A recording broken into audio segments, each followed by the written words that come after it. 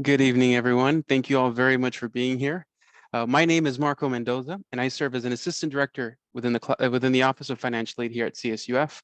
And I'm very thankful to have you all here today, and for the Office of Outreach and Recruitment, and my colleagues JC and Aisa for having me here today. Throughout this presentation, I'll be providing you all with an overview of the California DREAM Act application, the FAFSA application for the 2023-2024 academic year, as well as an overview of the types of financial aid that students can receive as CSUF students. So this is just a very good introduction to the application and to the types of aid that we can award our students. We have a small, I would say, audience today. So if you have questions, you are welcome to type them into our chat, and my colleagues JC and Aisa would be happy to answer as many as they are able to. And then also towards the end or after our presentation, I'm happy to answer some of your questions as well. And I would say just make sure you keep them general. If they're really specific to your case, it might help to maybe take some time to go into one of our other events, like our Zoom drop-in hour or something like that, where we can chat with you more one-on-one if it's something really specific.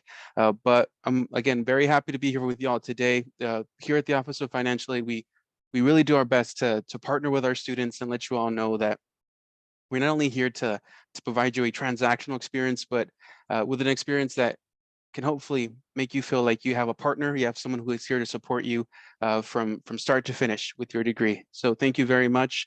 And the other thing I'd like to mention is that because it's a smaller group, if there are any specific questions that kind of pop up throughout, again, please be sure to type them into our chat. But we'll go ahead and get started now. This should be about a 30-minute presentation, so we'll have some more time for questions at the end. And so as we start our presentation, I want to give you a brief overview. We'll go over where and why and where students can apply, step-by-step instructions with screenshots on both the California DREAM Act, the CDA, and the FAFSA application, as well as some other important information for students to keep in mind. Starting with just some very common terms that we use within our office, within our school, that I want you all just to start to get familiar with. So the first one is CDA. For us, that stands for the California DREAM Act application. You might see other terms for it like CA or CADA, CAD, AA, or something like that, but we use very simple CDA to refer to the California DREAM Act. FAFSA, in case you weren't familiar with it, it stands for the Free Application for Federal Student Aid, and it's the application that I would say the majority of our students submit when applying for financial aid. COA is a term that stands for cost of attendance, and we'll go over that as well.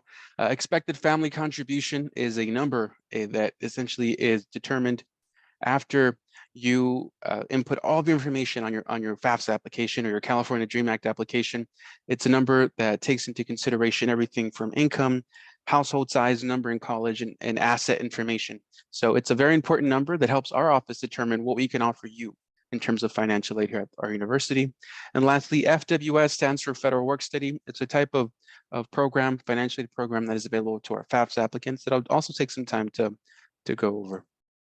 So first and foremost, why do students need to apply? It's very simple. The very first step that students should be considering when applying for financial aid is to submit a California DREAM Act or a FAFSA application. In case you didn't know, the application always opens up on October 1st, and you always want to submit it by March 2nd of each year. And it's really important that students submit their applications on time so they can be considered priority applicants. And after a student submits their FAFSA application, which you still have plenty of time to do so to be considered a priority applicant, we sometimes have to request additional documentation. And this documentation isn't for our office to necessarily dive into your personal information or your family's financial information, but it's for us to gain a better understanding of what your eligibility is, and to make sure that we award you exactly what you need to be awarded. So not every student will be selected to submit additional documentation, but if you are one of those students who we do select, we email you, we list those documents on your student homepage under the tasks section, and we let you know through those methods that we need you to submit some additional forms. It could be taxes, it could be a household size form, a dependency form of some kind, just so that we can make sure that we can award you what you are eligible to receive. And once you do all of that, we can finally award students financial aid. So the cycle starts in October. You want to submit that application form by March 2nd. in the spring semester, I would say between March and April, you'll want to submit your documents. You'll have a document deadline that's typically at the end of April, and then we award you financial aid for the following year during the summer. So that way, you know ahead of time what it is that you'll be eligible to receive. And if you need to pay anything out of pocket, you'll be able to know that as well. And I mentioned earlier that it's really important, and this is, if there's anything I'd like for y'all to take from this presentation, it's that you still have plenty of time because the application for next year has only been open for about a month and a half, but we want you to submit your applications now. And if you do so, if you submit either your CDA or your FAFSA by March 2nd of 2023, and you submit any documents that are potentially requested by the deadline in April, you will be considered a priority 1 applicant. And this is really important because as a priority 1 applicant, we can consider you for the maximum amount of financial aid here at CSUF. So this means that we can consider you for federal grants, federal loans, as well as state grants that can help pay for the tuition portion of your tuition and campus fees. And then we also have a second category of applicants that we call priority 2 applicants. And these are applicants, students who submit either the FAFSA or the CDA after March 2nd. So that means that even if you submitted it on March 3rd, just one day afterwards, you would be considered a priority 2 applicant. We also take into consideration students who maybe submitted the FAFSA or CDA on time, but submitted the documents after that specific deadline in April. If any of these two things are not met, you're a priority 2 applicant, and that means that we have to disqualify you from state financial aid, like the state university grant that can pay for tuition. So it's a huge help for all of our students to be able to have their tuition paid for by a grant, and students can miss it out by simply not submitting their application on time. So again, if there's anything you all should take from this presentation, it's to please submit your application, your FAFSA, your DREAM Act application by March 2nd of this upcoming year. Now, which applications should students be submitting? Throughout this presentation, I do go over the FAFSA and the California DREAM Act application, but it's really important for me to note that you should only be submitting the application that you are specifically eligible to submit. So that means that if you are a US citizen or eligible non-citizen, you have a valid social security number and a valid high school diploma or GED, you should be submitting the FAFSA application. However, if you do not meet these requirements, but you do live in California and meet Assembly Bill 540, AB 540 eligibility requirements, you have a U visa or TPS status, you should be submitting the California DREAM Act, the FAFSA application. Now, historically, this is an application that has been used mostly by our undocumented student population. And if you are a student who meets these criteria, we definitely encourage you to submit this application so that you can be considered for state forms of financial aid. And we'll go over the difference. And also, if you'd like a more in detail breakdown of what AB 540 means, I encourage you to take a look at the DREAM Act website so you can see those specific requirements, like having attended a California high school or just gained California residency after attending a community college, and all the other bits of information that are required to meet the AB 540 eligibility requirements. Now, if you are a FAFSA applicant, these are all the forms of financial aid we can potentially award you. When we look at the grant section, it comes down to both the federal and the state forms of financial aid. Under the federal grants, we have things like the Pell Grant, the Work Study Grant, as well as Teach Grant. And under state forms of financial aid, we have things like the Cal Grant, the State University Grant, the Middle Class Scholarship, all which can help pay for the tuition portion of your tuition and campus fees. For any students who are former foster students, the Chafee Grant is a great opportunity for you all to take advantage of. And the EOP Grant, for any students who are a part of the EOP program, they do have limited funding based on however much funding they receive each year for this specific grant. But if you are a part of the EOP program at CSUF, you can be considered for this specific grant. And lastly, when we look at forms of financial aid, this isn't the form of financial aid that I think all students necessarily want to accept, but it is definitely a resource. It's definitely a tool. We're talking about loans here, and more specifically, the federal direct and federal direct subsidized and the unsubsidized loan. These are two loans that we can offer students based off of your eligibility, and that can be applied towards your overall cost of attendance. So this means for things like tuition, for campus fees, for books, for housing, for living expenses, you name it. If you are a dependent student, you could potentially have your parents apply for and get approved for a Parent Plus loan. And this is a loan that they would apply through the U.S. Department of Education to have it be apply towards your balance here at the university. And lastly, what we call alternative loans, which are also at times known as private loans. These are loans that you can apply for at whichever banking or credit institution that or credit union that you are a member of or would like to be working with, and have those loans be applied towards the cost here. And lastly, we do have scholarships available for our students here. If you are a student at CSUF and you log into your student portal, you type in on the little search bar on the left-hand side, scholarships, to be able to see all the different scholarships that we can potentially award students at the university. There's also some outside scholarships listed on our website, a few, and scholarships available through the CSU as a whole, not just CSUF, but the larger California State University. So if you haven't had a chance to look at that, I encourage you to look at our scholarship website. We actually have a few scholarship webinars that are going to be happening in early December, I believe the 5th through the 7th. You're more than welcome to attend those webinars and learn from our scholarships staff members, or scholarship team, what you can do to be considered for scholarship funding. Now, I want to take a moment to pause here and go over federal work study. And federal work study is a type of grant you can think of as a type of grant funding that, or just award that you can use to work at the university while you're still a student. It's a great opportunity to gain some additional experience doing things like working in my office and helping students at the front counter, over the phone, doing different types of outreach, or working with my colleagues in outreach and recruitment, and being a mentor, a student that does campus tours, that does other really great work at the university. There's tons of departments that are always hiring student assistants to help them with different administrative tasks. And it's, again, a great opportunity for you to gain some really valuable work experience, to build your resume, and to do it while you're still a student here.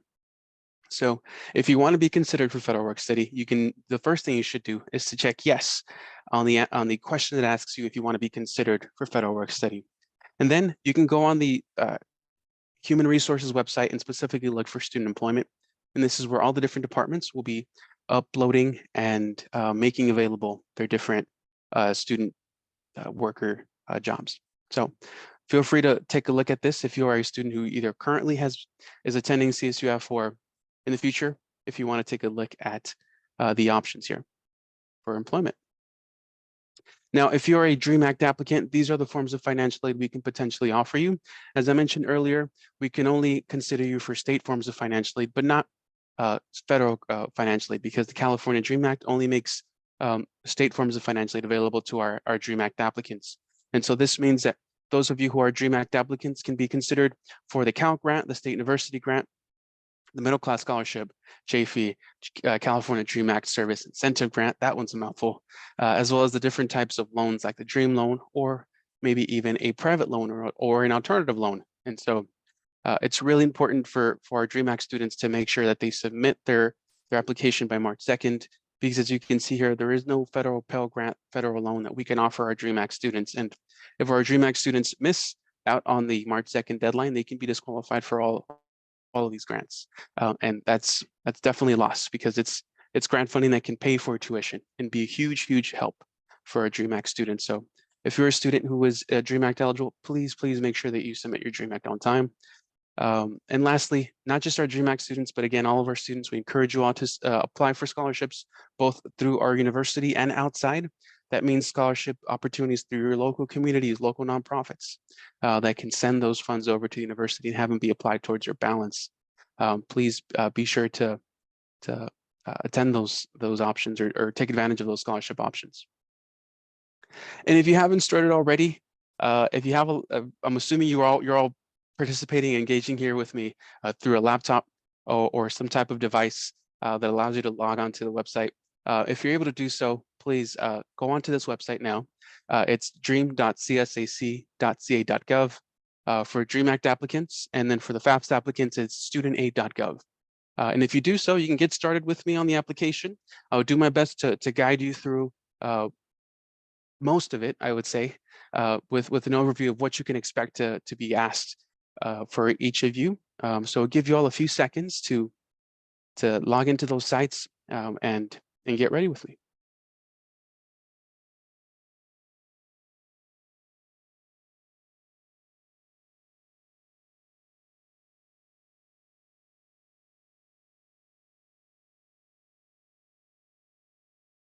All right, and if you all are ready, I'm going to go ahead and continue. But before we do get started with the application portion of this workshop, I want to take a moment to answer some of the more frequently asked questions that we get, starting with the first one that says, do I start a new application or do I renew my application? So if you're currently on the website for either the DREAM Act or the FAFSA, you'll notice that you'll have the option to start a new one or to renew. Now, the answer is that if you are a first-time applicant, which means that you have never submitted a DREAM Act or a FAFSA in prior years, you should be submitting and starting a new application. But if you have submitted one in the past, this is not your first time submitting a DREAM Act or FAFSA, please click on the renew option. The next question is, what documents will I be asked to provide on the 23-24 application, which is the one we're going to be going over? And the answer is you're going to be asked to provide information from your 2021 federal tax return. So that means your Form 1040 from the IRS. And lastly, how do I apply for federal work study? I went over it a few minutes ago, but remember the first thing students should be doing is to check yes, to answer yes on the question that asks if you want to be considered for federal work study. And these are what the two applications look like. On one hand, we have the California DREAM Act application, and on the other, we have our FAFSA application. And as I mentioned just a few moments ago, you'll have the option to check or to select the new applicant option or the returning user. So please be sure to click on the one that applies to you.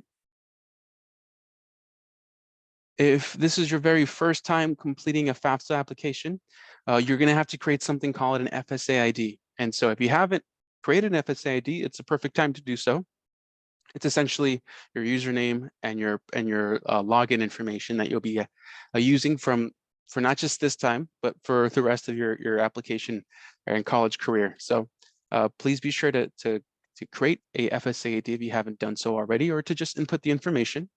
For our DREAM Act applicants, you're going to be asked a few questions that are going to help determine whether you should be submitting the DREAM Act or the FAFSA application. So please take a look at those questions and answer them as best as you can. For our DREAM Act students specifically, one of those questions is going to say, do you have a social security number? And if you check yes, you're going to be taken to a question that says, do you have a social security number through the Deferred Action for Childhood Arrivals program, the DACA program? And if you check yes to that, you'll be then asked if you meet AB 540 eligibility requirements. And here is the laundry list of requirements, so please be sure to read those and answer as best as you can. If you say no, you'll be taken straight to that screen in that question. Now, if you are a FAFSA applicant, I mentioned a few moments ago, you will be asked to input your FSA ID information. But if you've never created one, this is what it'll look like for you. You'll be asked to include your personal information, your date of birth, just personally identifying information. So please be sure to input all that information there and to write down this info, your username, your password, because you will be having to resubmit this information each year that you submit a FAFSA. And once you've done that, you have created an FSA ID, you've answered all the questions for the DREAM Act application, you can finally get started with the application portion, the actual information that you need to provide, starting with student information. So here is where you'll be asked to provide all of your personal demographic information. So this means where you live, how old you are, what your name is, and so forth. So please be sure to type that in correctly. Everything from the correct address, the correct date of birth, the correct social, you name it. Please be sure to type all of your information in as best as you can. And I'll give that a few seconds before we continue.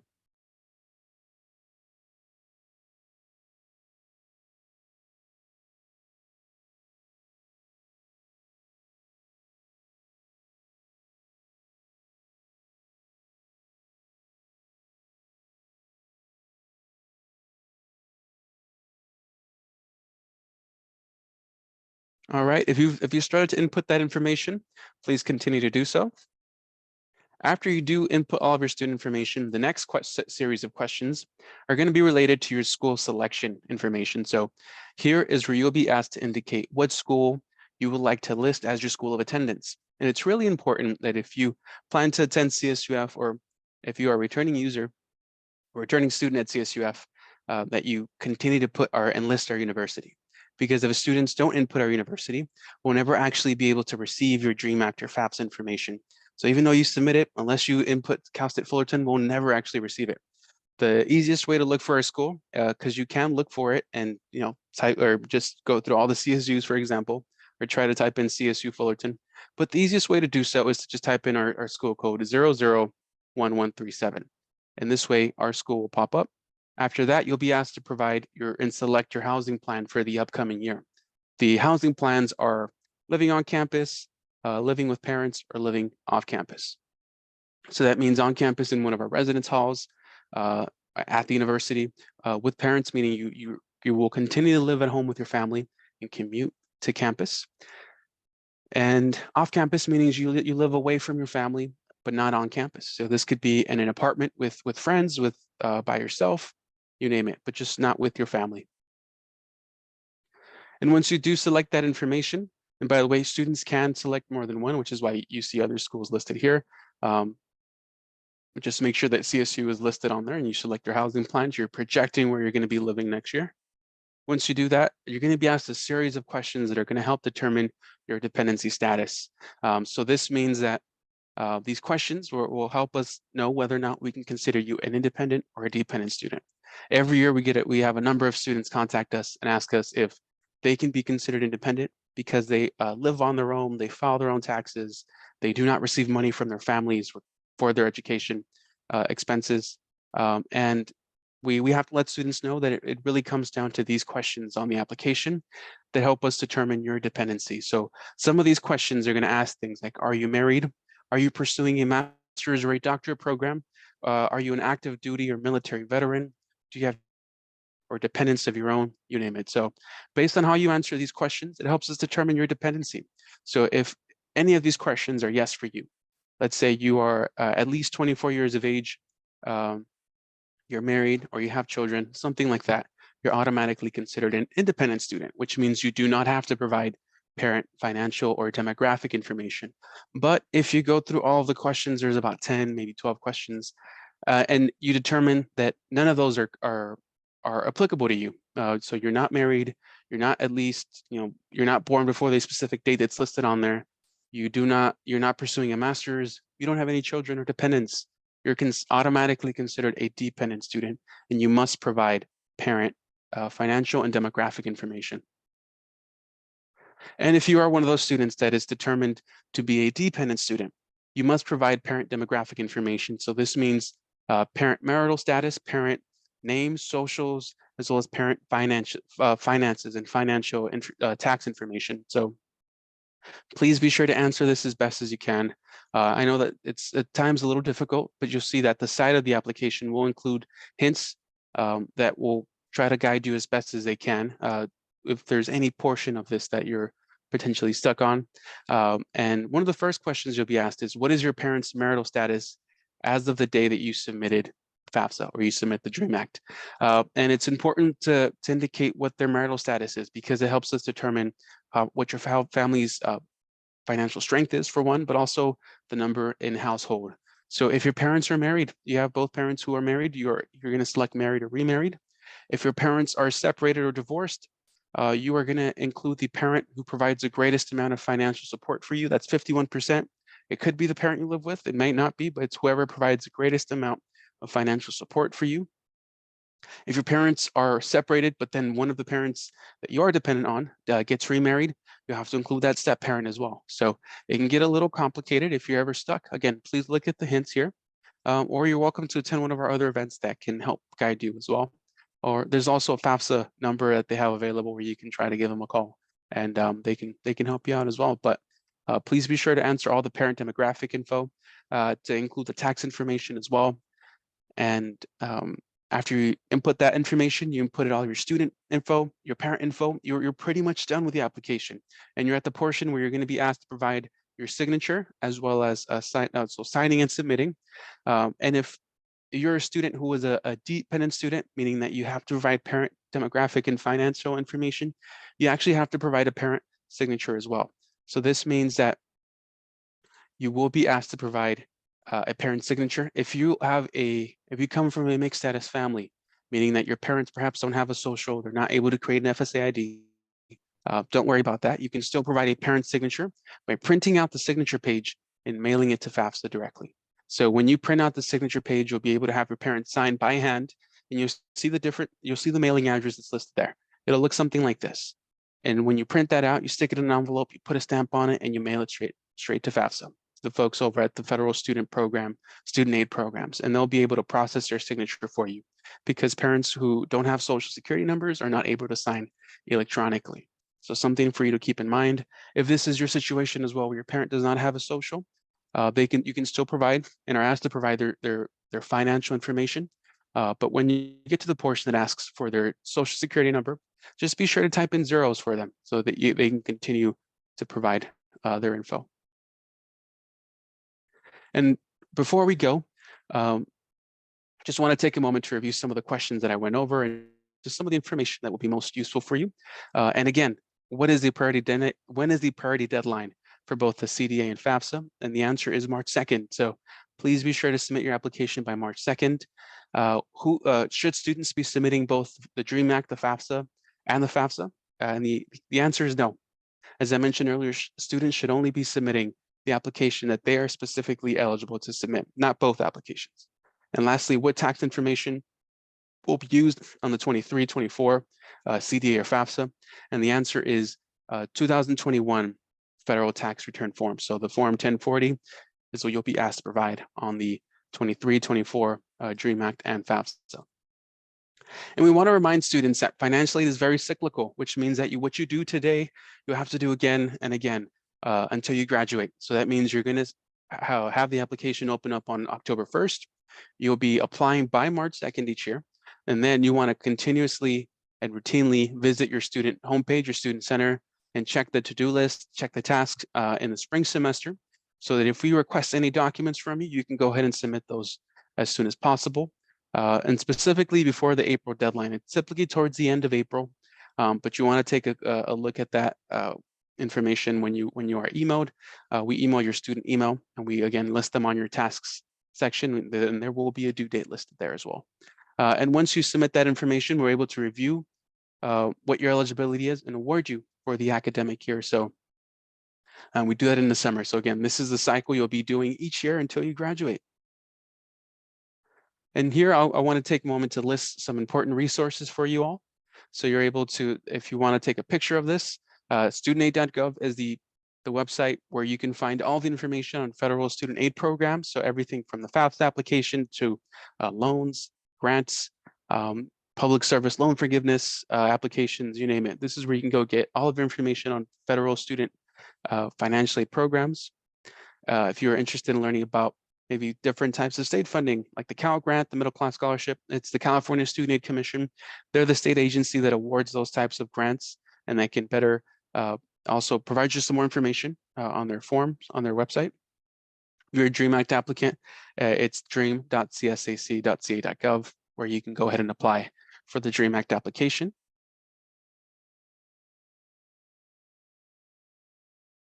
And if you need to contact our office, we are happy to help you.